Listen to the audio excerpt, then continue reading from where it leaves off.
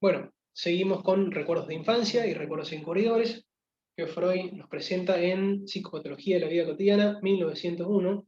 ¿Sí? Lo podemos encontrar en el tomo 6 de Amor Rorto. En el video anterior habíamos intentado transmitir la idea, ¿sí?, de pensar los recuerdos encubridores como aquellos recuerdos que un adulto posee de su infancia, ¿sí?, recuerdos que son indiferentes, como irrelevantes, que nos parecen extraños, y que funcionarían como recuerdos encubridores justamente porque nos protegen de otros recuerdos que sí han sido importantes para nosotros. En esta ocasión, lo que quisiera transmitir en este video es la clasificación que Freud presenta, ¿sí?, en este texto sobre los recuerdos encubridores. Freud dice, puede pasar que el recuerdo encubridor está compuesto por contenidos de infancia, pero que el contenido que encubre corresponde a años posteriores, ¿sí? Esto vendría a ser el recuerdo encubridor atrasador. Ahora les voy a leer un ejemplo que Freud nos presenta justamente en este texto, para ilustrar algunas cuestiones que también lo habíamos planteado en el video anterior. Pero con mayor frecuencia, dice Freud, uno se encuentra que se consolida en la memoria como recuerdo encubridor una impresión indiferente reciente, ¿sí?, una impresión extraña reciente, que solo le debe ese privilegio a su enlace con una vivencia anterior, ¿sí?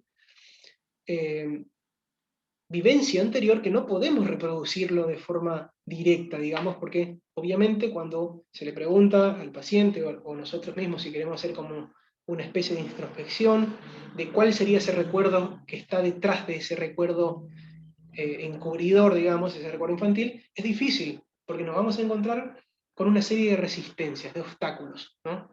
Porque de alguna manera la conciencia quiere saber nada de ese contenido que esconde, digamos, ¿sí?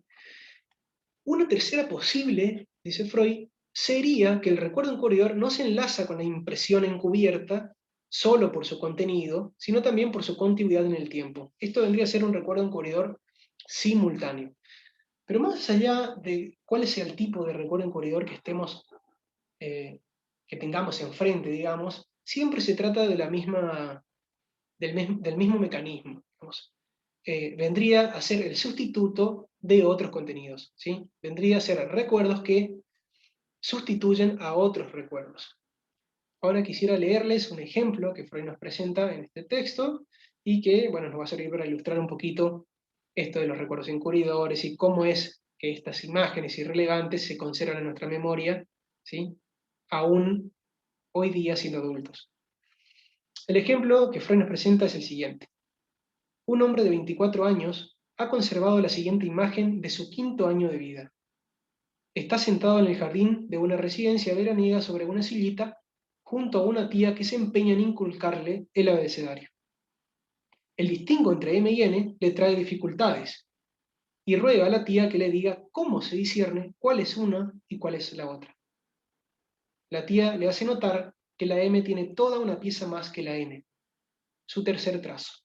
Freud dice, no había motivo alguno para poner en tela de juicio de que este recuerdo evidentemente sucedió, ¿sí? Sin embargo, solo más tarde adquirió su significatividad, cuando se hubo mostrado apto para asumir la subrogación simbólica de otro apetito de saber del muchacho. Es decir, este sujeto de 24 años recuerda con mucha claridad eh, estar con su tía en el parque, donde ésta intentaba enseñarle el abecedario, pero sin embargo él tenía muchas dificultades en distinguir cuál es la diferencia entre la M y la N. Entonces la tía le demuestra que la M tiene todo un trazo más. ¿Por qué el sujeto recuerda este hecho? Porque solo más tarde adquirió tal significatividad para la memoria. No lo dice con esta palabra, pero dice algo así, como que solamente más tarde este hecho, este recuerdo, adquirió tal significatividad para el sujeto. ¿Por qué? Porque el sujeto se ha encontrado con otra pregunta, que en esta vez no tenía que ver con distinguir la M y la N, sino que se ha encontrado con la pregunta, con la curiosidad de saber cuál es la diferencia entre el niño y la niña. ¿Sí? Una pregunta, una curiosidad que genera una serie de angustias en el niño. Entonces, no dio lugar a su memoria para recordar esa pregunta que tiene que ver con lo sexual, sin embargo, recuerda sí el otro hecho de la infancia que tiene que ver también con distinguir una diferencia y que esta diferencia tiene todo un trazo más, como el niño se diferencia de la niña por tener todo un trazo más, digamos.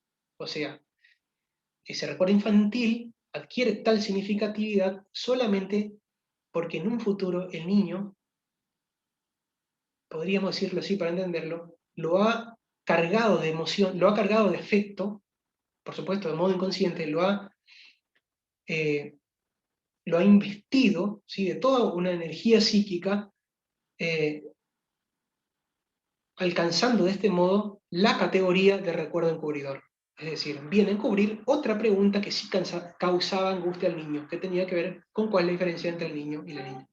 ¿No? Ahí Freud nos demuestra entonces un ejemplo de recuerdo encubridor, y al mismo tiempo nos damos cuenta que el recuerdo infantil, que en esa construcción, en ese recuerdo infantil, hay toda una influencia de vida posterior. Puede ser. Es decir, en esos recuerdos infantiles, la fantasía, los deseos, han hecho o han colaborado en la elaboración de ese recuerdo. O sea, los ha volcado de significatividad. ¿Se entiende?